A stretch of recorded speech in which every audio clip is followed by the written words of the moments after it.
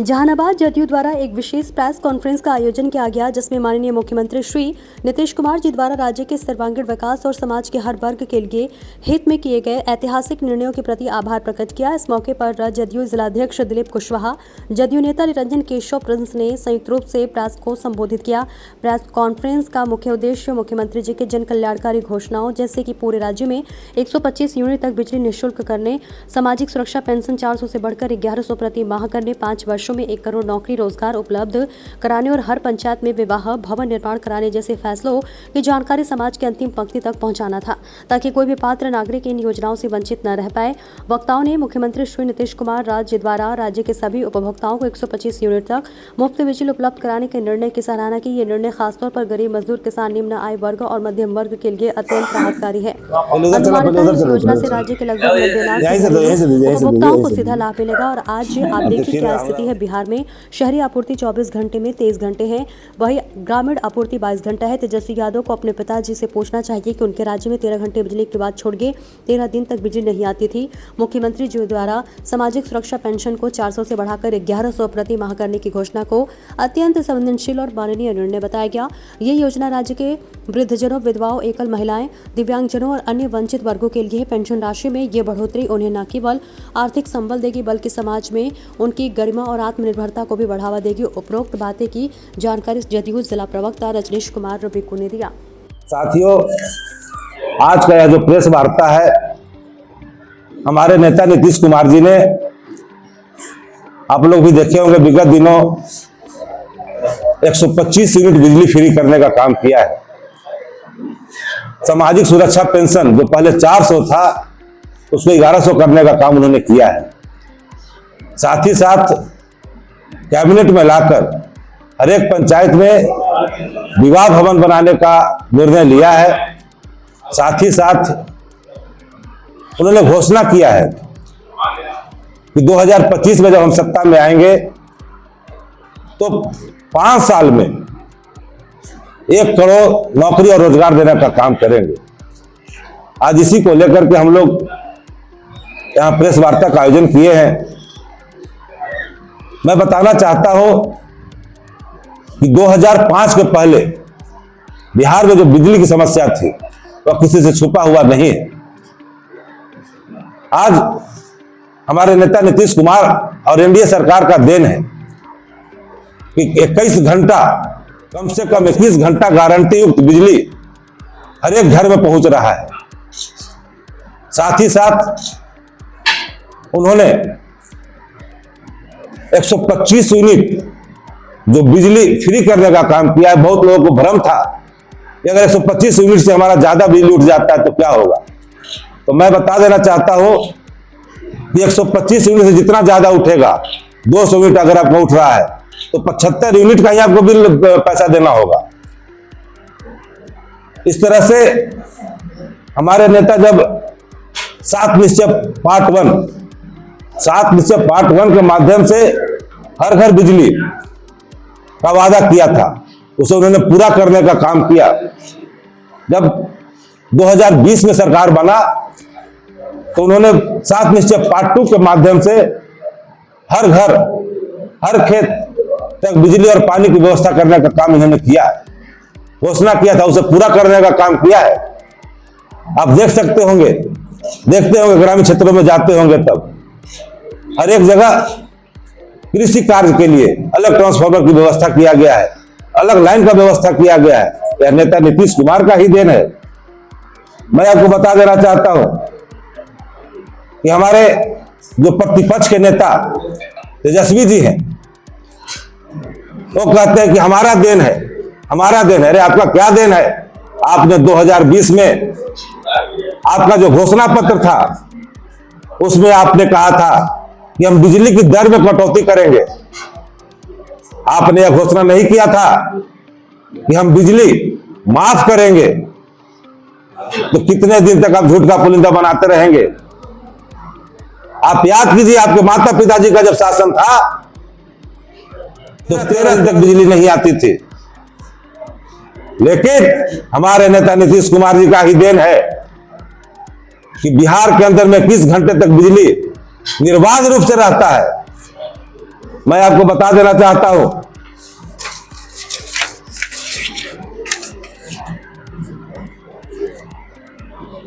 बगल में झारखंड है और इनका गठबंधन का सरकार पहले हुआ करता था।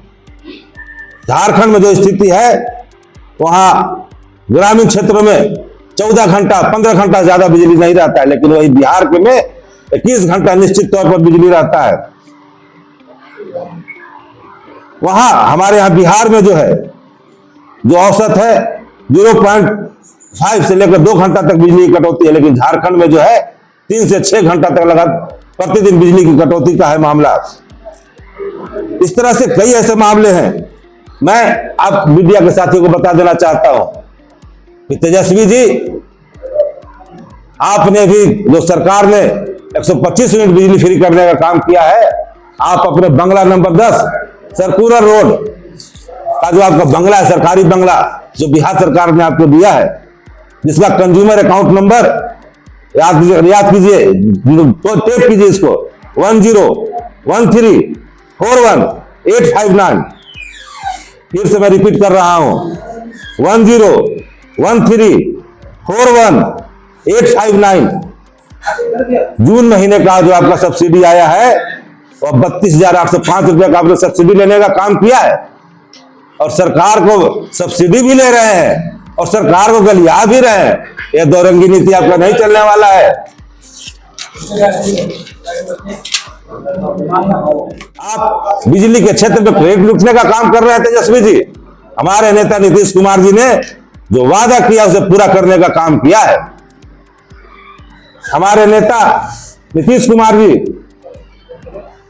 जो सामाजिक सुरक्षा पेंशन की जो सवाल आती है, तो 400 रुपया पहले मात्र था, लेकिन उन्होंने सामाजिक सुरक्षा पेंशन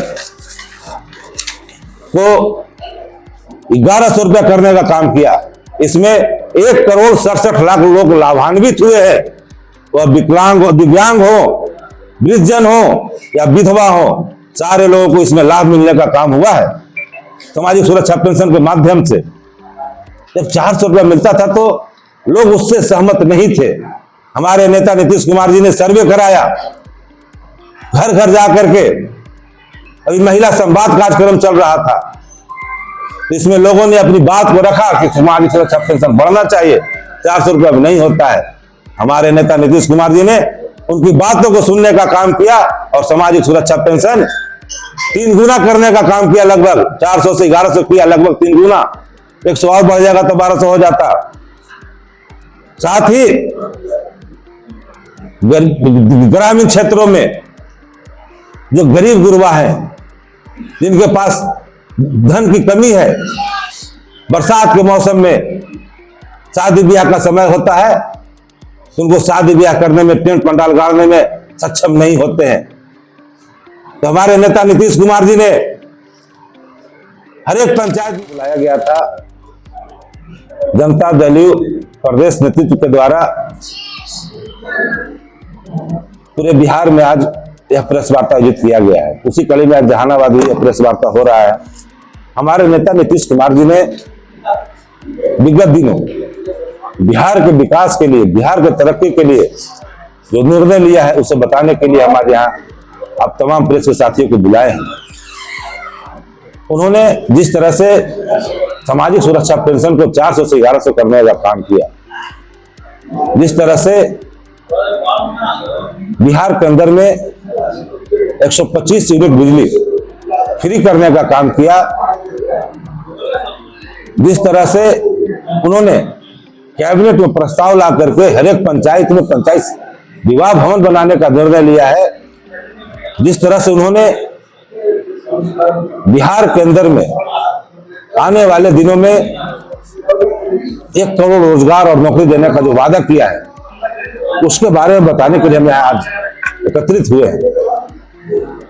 मैं आपको बता देना चाहता हूं कि हमारे नेता नीतीश कुमार जी ने जो वादा किया उसे पूरा करने का काम किया, लेकिन हमारे जो विपक्ष में नेता, प्रतिपक्ष के जो नेता है, जो राजकुमार है, सोना का चम्मच लेकर के पैदा लिए हैं, वह जनता को दिग्भ्रमित करने का काम कर रहे हैं। हमारे घोषणा किया उसे पूरा करने का काम किया। आपको मैं बता देना चाहता हूं, जब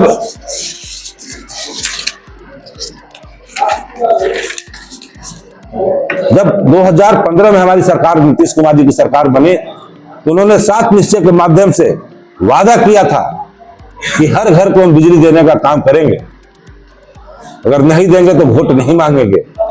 उन्होंने उसे पूरा करने का काम किया। साथ ही साथ जब 2020 में हमारी सरकार बनी, 7 निश्चय पार्ट 2 के माध्यम से उन्होंने वादा किया था कि हर खेत को बिजली, हर खेत को पानी मुहैया कराया जाएगा। उसे उन्होंने पूरा करने का काम किया है। आप ग्रामीण क्षेत्रों में चले जाइए, आपको 25 केवी का हर एक जगह छोटा छोटा ट्रांसफार्मर मिलेगा। और नीतीश कुमार जी का ही देन है कि हर खेत को बिजली और हर खेत को पानी उपलब्ध करा रहे हैं। हर भाषण में आप लोग जल विकास की बात करते हैं, जबकि डिजाइन से बिहार में हम लोग के बगल में झारखंड है। हम तो सुनते थे कि शनि सिंगनापुर में ताला नहीं लगता है।